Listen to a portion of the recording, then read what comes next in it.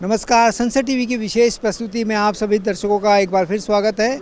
मैं हूं सुरेंद्र कुमार। अभी हमारे साथ बात करने के लिए बेहद खास मेहमान मौजूद हैं। हमारे साथ मौजूद हैं साउथ गोवा से सांसद कैप्टन फर्नांडिस। सर, कैसे हैं? संसद टीवी पर आपका बहुत बहुत नमस्कार। स्वागत है।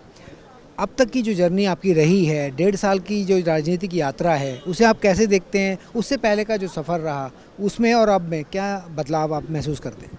मतलब टोटली पहले ये आपको मैं थैंक कर रहा हूँ कि आपने मुझे इनवाइट किया है। As far as journey concern है, टोटली डिफरेंट। मैं एक फ़ौजी हूँ, फ़ौजी रहूँगा हमेशा। 26 साल के बाद जब मैं सेकंड करियर के लिए मेरी नौकरी पक्की हुई थी गल्फ़ में, दुबई में, एक डिफेंस कंपनी में, और अचानक ऐसा एक कायदा लाया गोवा के सरकार ने। तो मैंने देखा कि गोवा के लोग सोशल मीडिया पे अटैक कर रहे हैं, लेकिन रास्ते पे आना था। तो उनके साथ मैं मिला और एक ऐसा मूवमेंट हम लोगों ने स्टार्ट किया कि गोवा को बचाना है, क्योंकि गोवा बहुत छोटा जगह है, वेरी ब्यूटीफुल प्लेस। सो वहाँ से करते करते 7-8 साल ऑन द ग्राउंड यूथ ने मुझे ये किया कि कब तक हम लोग लड़ाई करते रहेंगे। आप कॉल दे रहे हैं, हम लोग आ रहे हैं, लेकिन कहीं ना कहीं हम लोगों ने अंदर घुस के चेंज करना है, पॉलिटिकल सिस्टम में घुसना है।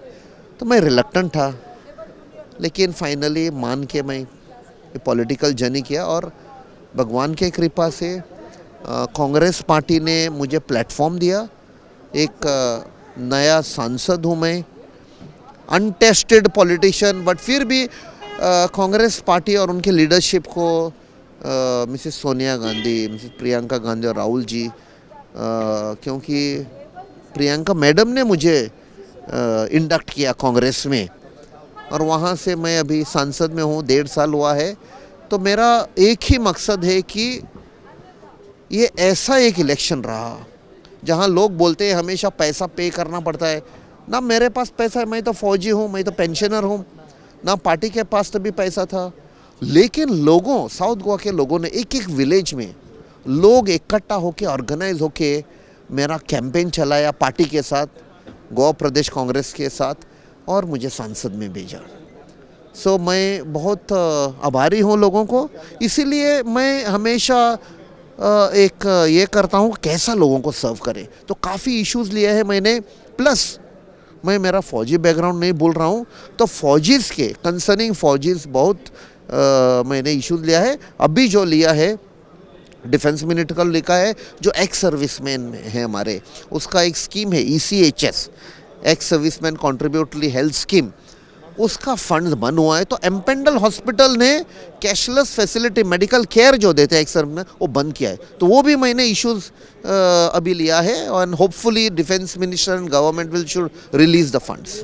अगर हम बात करें आपके 1.5 साल के अब तक के सफ़र की, किस तरह के इश्यूज़ को आप लगातार उठाते आए हैं? कौन कौन से ऐसे विषय रहे हैं जो आपके सबसे बेहद नज़दीक रहे हैं, जिनको जैसे आपने अभी डिफेंस का बताया, उसके अलावा प्रश्नकाल की बात करें या शून्यकाल की बात करें या अन्य विषय के ज़रिए आपने कौन कौन से ऐसे महत्वपूर्ण विषय हैं जो अपने क्षेत्र के विकास के लिए उठाए? MP लेड फंड के माध्यम से ऐसे कौन से काम हैं जिनको लेके आप लगातार संघर्ष कर रहे हैं? जहाँ MP लेड फंड का सवाल है, मैंने मैक्सिमम एडुकेशन पे ध्यान दिया है, और डिजेबल, क्योंकि उनके ऊपर कोई ध्यान नहीं रखता है, तो उनको एम्पावर करने के लिए, इंडिपेंडेंट करने के लिए उनको काफ़ी हम लोगों ने ट्राइज मोटरसाइकिल दिए हैं। और एडुकेशन, जहाँ एडुकेशन का ये है, जहाँ रिमोट एरियाज़ हैं, कैंपेन के टाइम में मैंने देखा कि जो छोटे बच्चे हैं, जब हम लोग पूछते हैं कौन से स्कूल में आप जाते हैं, कौन से क्लास, बोलते हैं हम स्कूल नहीं जा रहे।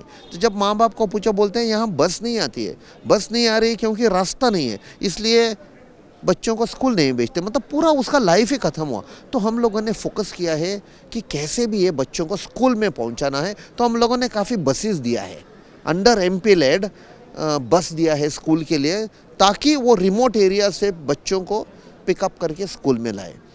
जहाँ इसका सवाल है, जो मैंने मुद्दे उठाए हैं कंसर्निंग गोवा, जो 7-8 साल मैंने जो लोगों के साथ मूवमेंट चलाया, गोइंग टू आवाज़ करके एक मूवमेंट, मतलब वॉइस ऑफ गोवा, तो जो गोवा का डिस्ट्रक्शन चल रहा है बिकॉज ऑफ 3 लीनियर प्रोजेक्ट्स, जो डबल ट्रैकिंग हो रहा है या एक्सपांशन ऑफ रोड या एक इलेक्ट्रिकल प्रोजेक्ट, वो सिर्फ हो रहा था कोयला लाने के लिए, जो ऑस्ट्रेलिया से, मोजाम्बिक से, इंडोनेशिया से जो कोयला लाता है। गोवा एक छोटा सा स्टेट है, और जब कोयला ट्रेन से आता है, एक स्टडी किया है अमेरिका में, that when the train travels at about 100 kilometres per hour, तो उसका जो फाइन डस्ट है वो 2 माइक्रोन से नीचे है। तो वो जब डस्ट चला जाता है, वो हेल्थ के लिए बहुत प्रॉब्लमेटिक है। It goes inside the blood stream, causes cancer, stroke, heart diseases. So उसके अगेंस्ट हम लोग लड़ाई कर रहे हैं। मैंने मुद्दा उठाया है पार्लियामेंट में, ग्राउंड पे भी हम लोगों ने उधर चलाया है।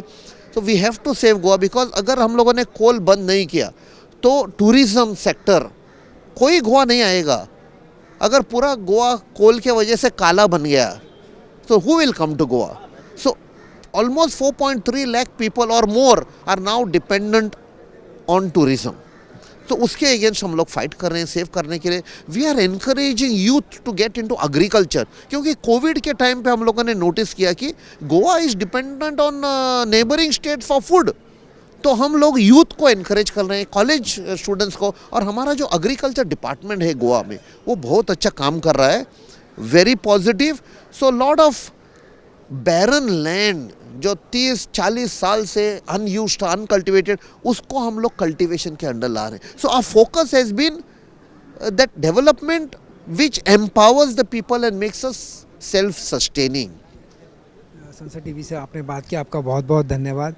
तो ये थे कैप्टन फर्नांडिस, साउथ गोवा से सांसद हैं। इन्होंने बताया किस तरह से वो अपने क्षेत्र के विकास को लेकर लगातार प्रयास कर रहे हैं। उनका जो फोकस है वो शिक्षा पे है, उनका फोकस है फार्मर्स पे है। संसद टीवी के लिए सुरेंद्र कुमार।